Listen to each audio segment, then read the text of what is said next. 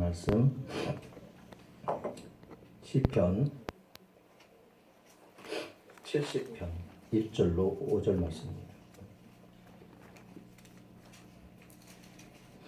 시편 70편 1절로 5절 말씀.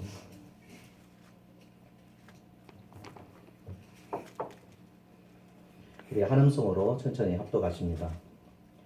하나님이여 나를 건지소서, 여호와여 속히 나를 도우소서. 나의 영혼을 찾는 자들이 수치와 무한을 당하게 하시며 나의 상함을 기뻐하는 자들이 뒤로 물러가 수모를 당하게 하소서. 야하 아하 하는 자들이 자기 수치로 말미암아 뒤로 물러가게 하소서. 주를 찾는 모든 자들이 주로 말미암아 기뻐하고 즐거워하게 하시며 주의 구원을 사랑하는 자들이 항상 말하기를 하나님은 위대하시다 하게 하소서. 나는 가난하고 궁핍하오니 하나님이여 속히 내게 임하소서. 주는 나의 도움이시요 나를 건지시는 이시오니 여호와여 지체하지 마소서. 아멘. 악인의 수치와 의인의 기쁨이라는 제목으로 하나님 말씀 듣기를 원합니다. 오늘 본문의 이 기도의 1절과 5절 처음과 그러니까 마지막 절에 속히라는 말이 있습니다. 속히 나를 도우소서. 속히 내게 임하소서. 거듭 하나님을 재촉하는 이유가 뭘까요? 성격이 급해서일까요? 아니면 하나님이 혹시나 내 요구를 지체하시고 미루고 계시면 어떡하나 하는 그런 다급함에서일까요? 절대로 아닙니다. 그것은 내가 지금 상황이 너무 급하기 때문입니다. 내가 처해 있는 지금 상황이 너무 급하기 때문에 지금 이 시편 기자는 속히 하나님께서 응답하시기를 원합니다. 숨이 막히고 이제는 더 이상 버틸 수가 없는 상황에까지 이르는 것입니다. 너무나 절박하기에 건져달라고 지금 당장 도와달라고 부르짖는 것입니다. 우리가 그럴 때가 있습니다. 소망은 없고 이제 모든 것이 끝나겠다라고 하는 그 시점에 이르렀을 때 더 이상 힘을 낼 수도 없고 여기서 모든 것을 내려놓고 싶은 그런 유혹이 들 때 그때가 있습니다. 그런 그 순간에도 이 시편 기자는 끝까지 하나님을 찾습니다. 여러분은 가장 어렵고 급할 때 기댈 곳이 있으십니까? 시편 기자와 같이 주님을 기대고 주님을 의지하고 주님을 바라보고 주님께 온전히 나아가 모든 걸 주님께 맡기고 끝까지 인내할 수 있는 그런 믿음이 우리에게도 있기를 원합니다. 이것이 굉장히 중요한 것 같아요. 하나님의 응답이라고 하는 것이 그런 것 같습니다. 어떤 과정 속에서 그냥 튀어나오는 게 아니라 마지막 끝까지 하나님께서 우리의 믿음을 요구하시는 것 같아요. 끝까지 절망하지 않고 포기하지 않고 하나님 앞에 믿음으로 간구하며 기다리는 마지막 순간까지 숨을 헐떡거리면서 끝까지 인내하기를, 그걸 믿음으로 버텨내기를 하나님은 원하시는 것 같습니다. 그 이후에 하나님이 함께 하시는 확실한 증거를 보여주십니다. 3절에 보시면 진실한 신앙에도 조롱이 따른다는 것을 우리가 알 수 있습니다. 그럼 믿음 생활 잘하면 시기하고 조롱하는 사람들이 있습니다. 우리가 하나님의 은혜 안에서 신앙생활 잘하고 있는데 때로는 은밀한 방법으로 때로는 공개적으로 우리를 조롱하고 우리의 믿음을 흔들려고 하는 사람들이 있죠. 네가 믿는 하나님이 어디 있느냐 보여달라 조롱합니다. 너를 버린 것은 아닐까? 그래서 네가 힘든 거 아니야? 라고 우리를 향하여 외쳐야 됩니다. 그래서 우리가 이 말에 귀를 기울이고 낙심할 때가 있습니다. 혹시 하나님이 나를 기억하실까?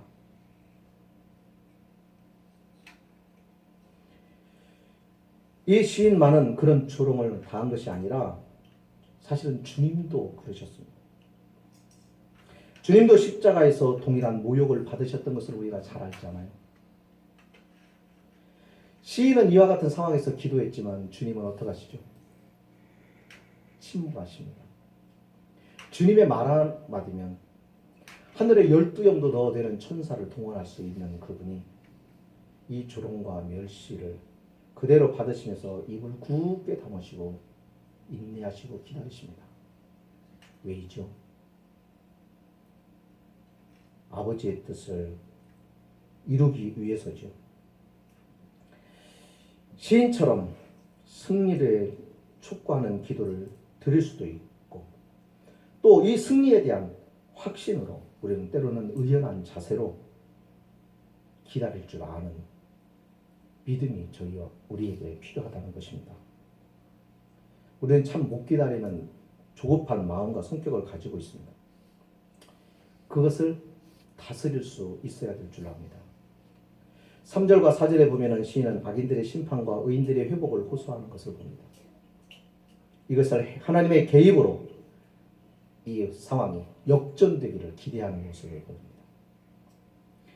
게임 중에서도 가장 스릴이 넘치는 게 역전이죠. 내내 치고 있다가 마지막 순간, 결정적인 순간에 뒤집어 엎는 것. 다 끝났다라고 생각했는데 마지막에 뒤집히는 것입니다. 이런 스릴이 우리 믿음 생활에서 얼마든지 일어난다는 것. 그래서 이 시인은 그것을 기대하며 하나님을 구합니다. 우리의 힘으로는 안 돼요.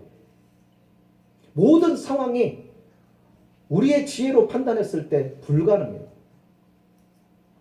그러나 딱 여기에 이 결정적인 순간에 마지막 찰나에 하나님이 개입하시면 그 판세는 뒤집히는 것입니다. 거기서 우리는 믿음에 응답하시는 하나님을 보게 되는 것이죠. 시인의 목숨을 노리고 그의 고통과 고난을 보면서 아하 아하 하며 조롱하는 그런 자들은 수욕을 당하게 될 것입니다. 그리고 뒤로 물러가겠지만 우리는 주를 찾고 주의 구원을 사모하고 했기에 하나님의 위대하심을 고백하게 될 것입니다. 내 탄식을 탄성으로 바꾸시는 하나님, 그리고 나의 슬픔을 기쁨으로 바꾸실 그 능력의 하나님을 기대하면서 오늘을 살아가는 것, 오늘의 현실을 싸워가는 것, 이겨가는 것, 인내하며 견디어내는 것, 그것이 믿음 생활이라는 것입니다. 마지막 5절에는 시인은 자신의 가난함과 궁핍함을 고백합니다. 그는 실제로 가난했습니다. 그렇기 때문에 심리적으로도 많이 위축된 것 같습니다.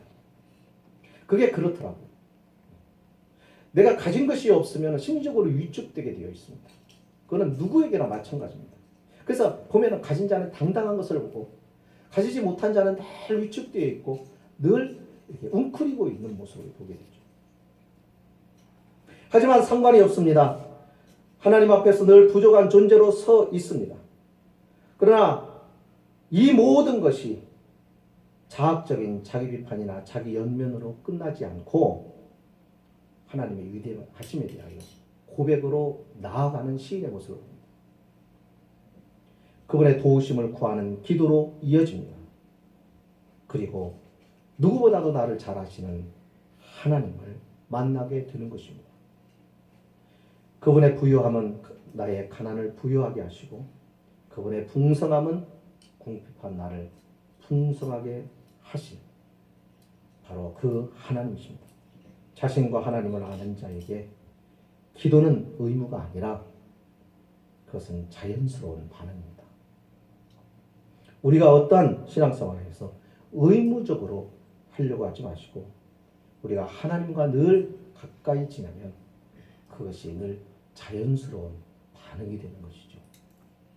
그럴 때 하나님은 우리의 시름도 들으실 것입니다. 저와 여러분의 삶이 한 주간도 하나님과 늘 가까이 가까이 밀착되어서 살아가는 삶이었으면 좋겠습니다. 하나님의 보호심을 느끼면서 살아가는 그런 영적인 예민함을 가지고 살아가는 아주 영적인 감각이 민감한 그런 삶으로 또 살아가셨으면 좋겠습니다. 무디면 하나님이 곁에 계시는데도 못 느낍니다. 그러면 재미가 없어집니다. 하나님이 곁에 있을 때, 곁에 계신 것을 우리가 느낄 때 힘이 생기고요. 세상에 대하여 자신감이 생기는 줄 압니다. 그렇게 하나님을 예민하게 느낄 수 있는, 주님의 숨결이 곁에서 이렇게 느껴질 수 있는, 그만큼 주님과 가까워지는 삶이 이번 한 주간도 있기를 원합니다. 그것은 말씀과 기도라고 하는 두 개의 날개입니다.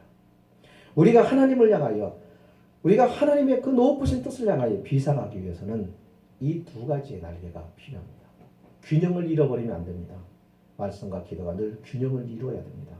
그리고 그 날개로 우리 하나님 앞에 더욱더 가까이 날아가 주님과 함께 주님의 그 숨결을 느끼며 살아가는 즐거움이 한 주간에도 있기를 주의 이름으로 축복합니다. 아멘. 우리 찬송 부르시겠습니다.